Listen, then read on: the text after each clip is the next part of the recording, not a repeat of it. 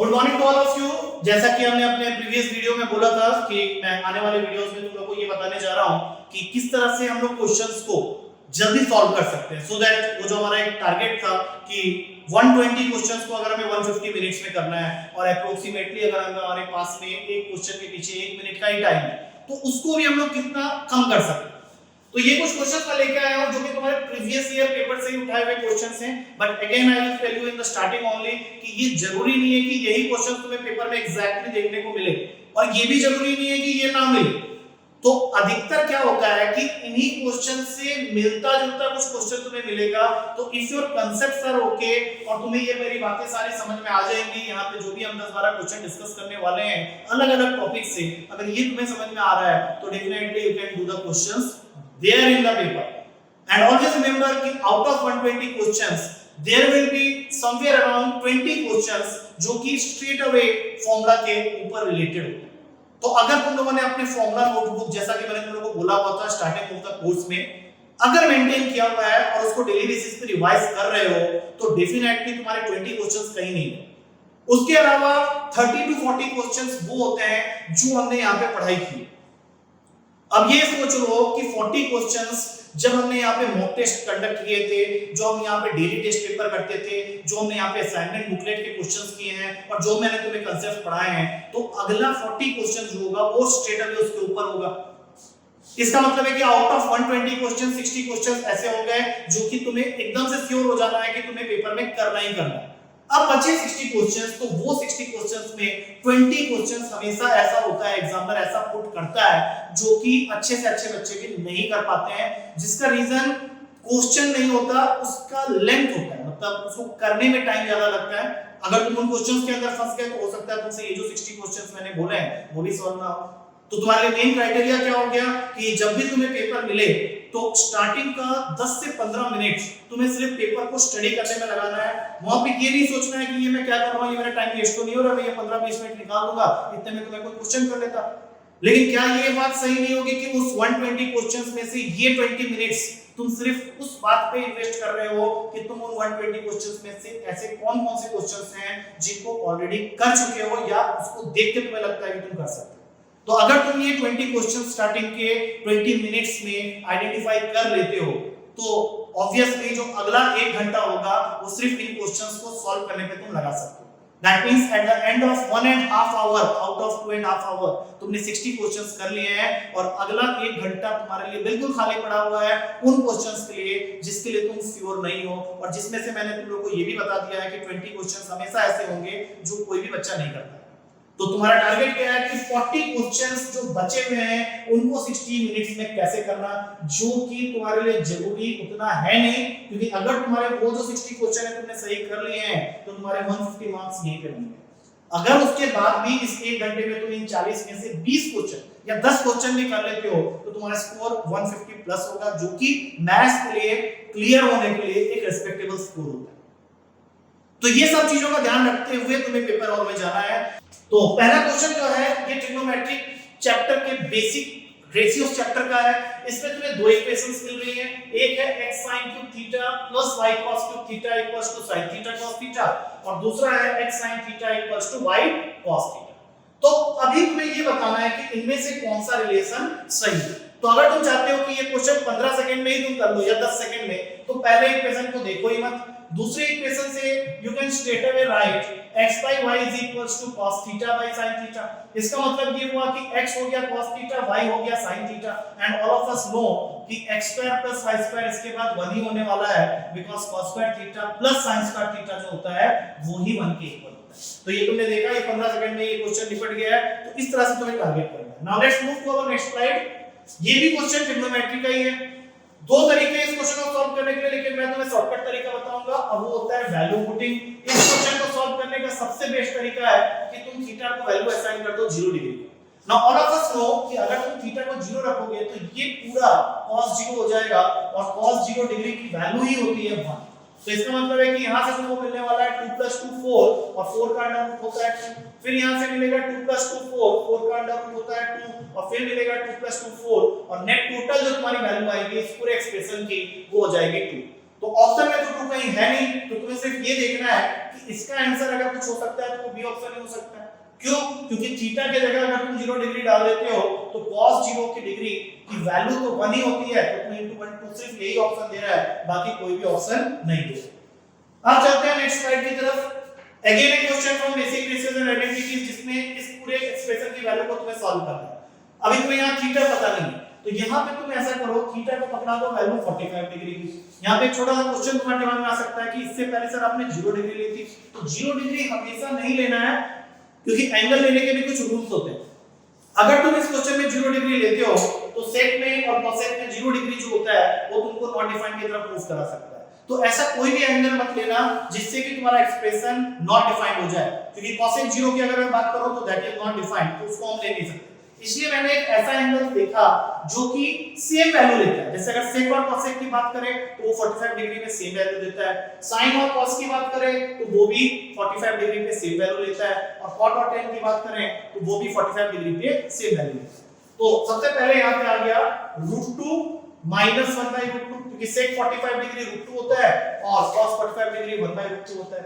Again cosec √2, sin की 45 degree की value 1/√2, cot और tan की 45 डिग्री की वैल्यू 1 होती है। तो टोटल एक्सप्रेशन रिड्यूस हो गया नंबर्स के फॉर्म। अब अगर मैं इसको सॉल्व करूं तो ये बन जाता है √2 माइनस 1/√2 का स्क्वायर, और यहां पे सिर्फ बच गया 2। अब तुमको सिर्फ इसको सॉल्व करना है, तो ये बहुत आसान है। तो यहां से अगर तुम सॉल्व करते हो तो ये बन जाता है 2 plus 1/2 minus 1 whole multiplied by 2। तो यहां से टोटल वैल्यू आ गई 1 प्लस 1/2 जो कि हाफ हो जाएगा, 3/2, और काट के आंसर तुम्हारा बन जाएगा 2 minus 1 1 1 minus half 2 plus half. ठीक है, ये आंसर हो जाएगा तुम्हारा 1।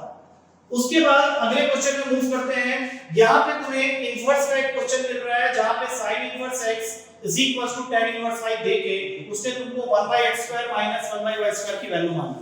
अब ऐसे क्वेश्चन को करने के लिए कोई फॉर्मूला की जरूरत नहीं है, तुम x को एक वैल्यू पकड़ा दो 1/√2 और साथ में y को एक वैल्यू पकड़ा दो 1। अब तुम पूछोगे सर ये वैल्यू आपने कैसे सोचा? तो ये वैल्यू मैंने ऐसे सोचा कि अगर sin इनवर्स 1/√2 की बात करें तो sin में 1/√2 45 डिग्री में आता है, और वही तुम्हारा tan में 1 भी 45 डिग्री पे आता है। तो ये दोनों ही वैल्यू 45 डिग्री में रिड्यूस हो जाएंगे अगर मैं x को 1/√2 और y को 1 दे दूं।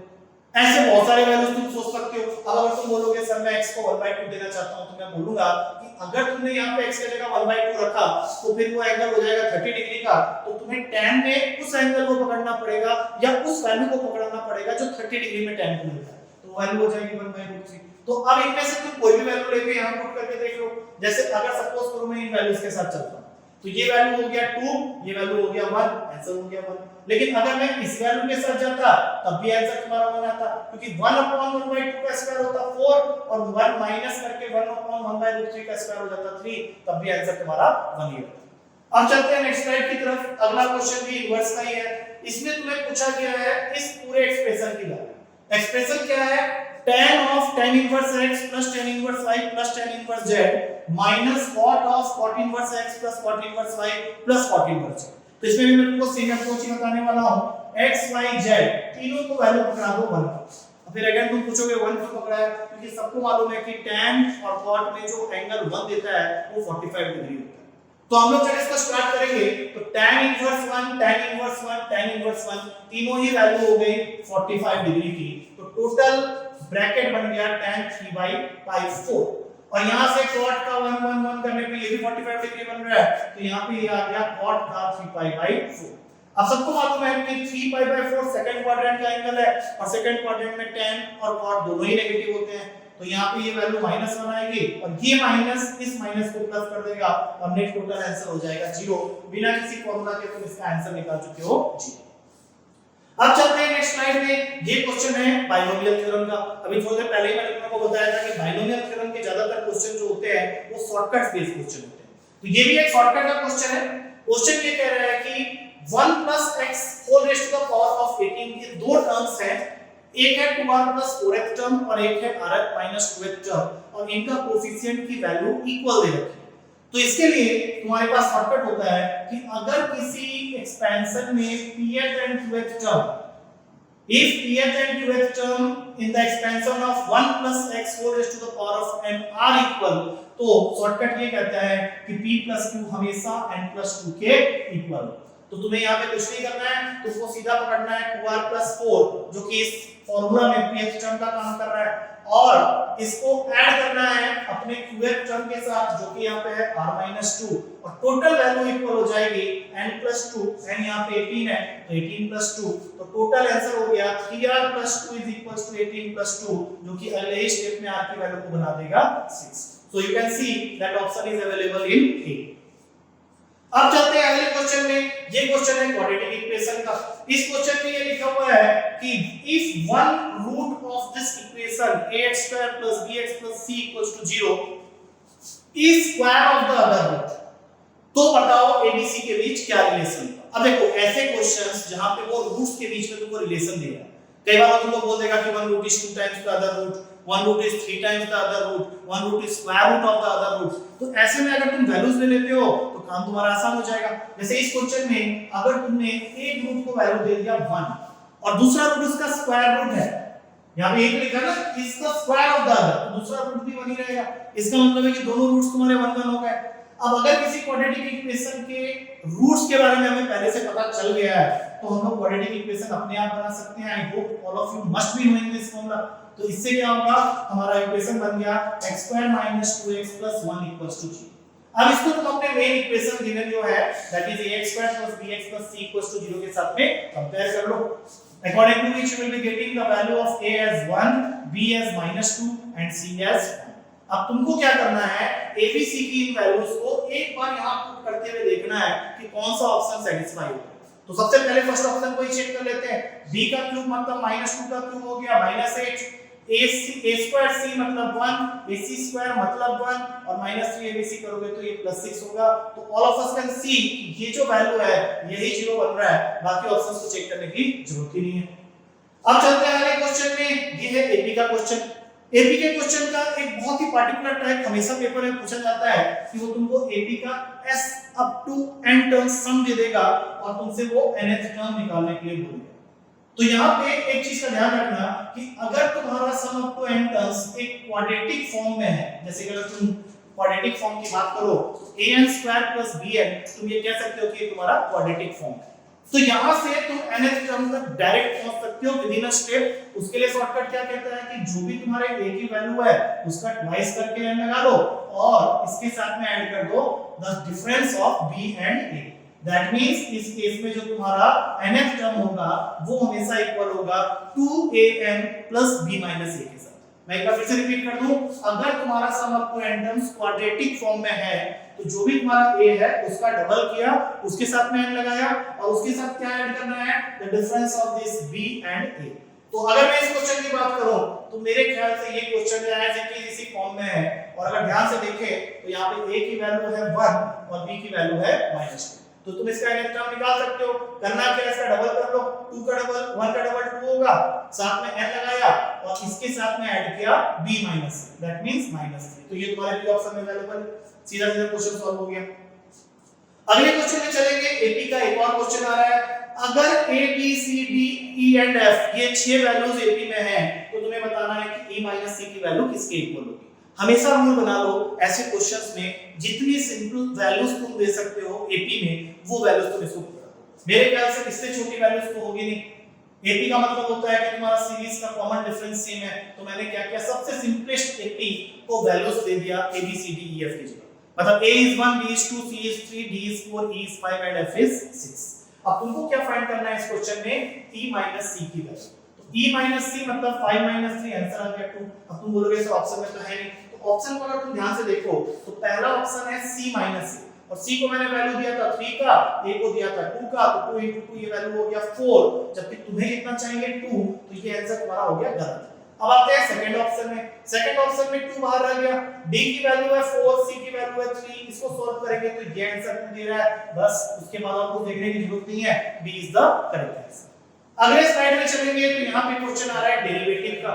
डेरिवेटिव का ये क्वेश्चन अगेन शॉर्टकट से हो सकता है। शॉर्टकट क्या होता है इस क्वेश्चन को करने का, कभी भी क्वेश्चन अगर y रूट में fx प्लस माइनस रूट में fx प्लस माइनस रूट पे fx इस तरह से इंफिनिटी तक जा रहा है तो इसका dy/dx तुम एक ही स्टेप में निकाल सकते हो, जिसके लिए तुमको एक और सिंपल सा काम करना है। सबसे पहले जो भी फंक्शन रूट के नीचे रिपीट हो रहा है उसका डेरिवेटिव, और नीचे में लिखना है 2y और 1। अगर बीच में वो fx प्लस के साइन के साथ सेपरेट हो रहा है तो यहां पे लगा लो माइनस, और वही fx अगर माइनस के साइन के साथ सेपरेट हो रहा है तो यहां लगा लो प्लस। तो तुम्हारा शॉर्टकट रेडी हो गया है। अब जैसे ही ये शॉर्टकट जाने तो सीधा यहां अप्लाई कर दो। तुम्हारा जो मेन फंक्शन है वो है sin x। सबको पता होगा कि sin x का डेरिवेटिव होता है cos x। अब लिखे 2y, यहां लिखे 1। अब देखो बीच में कौन सा साइन है, प्लस का, तो अगर बीच में प्लस का साइन है तो यहां नीचे बीच में माइनस का साइन आएगा, तो माइनस का साइन लगाओ and you can get this option as b cos x upon 2y minus 1। अब चलते हैं नेक्स्ट क्वेश्चन में। इंटीग्रेशन का ये क्वेश्चन है जहां पे डेफिनाइट इंटीग्रेशन की वैल्यू दी हुई है 0 से 1। तो मैं सबसे पहले इसका शॉर्टकट तुम्हें बता दूं कि कोई भी क्वेश्चन जो इस फॉर्म में होता है उसका आंसर हमेशा होता है 1/n+1 * n+2। तो इससे क्या होगा, अगर तुम्हें इस तरह की चीजें पता है या तुमने इस तरह की बातें पढ़ी हुई हैं, 1 नहीं अपॉन में नहीं है, सीधा x * 1 - x की पावर में। अगर 1 अपॉन करोगे तो फिर ये वैल्यू ऊपर चली जाएगी। तो ये x * 1 - x होल पावर में n अगर है तो अगर तुम यहां क्वेश्चन को देखो तो ये क्वेश्चन बिल्कुल इसी फॉर्म में जा रहा है। तो तुम्हें सिर्फ n की वैल्यू पे ध्यान रखना है। n यहां पे है 9, तो इसका आंसर हो जाएगा 1/9 + 1 * 9+2।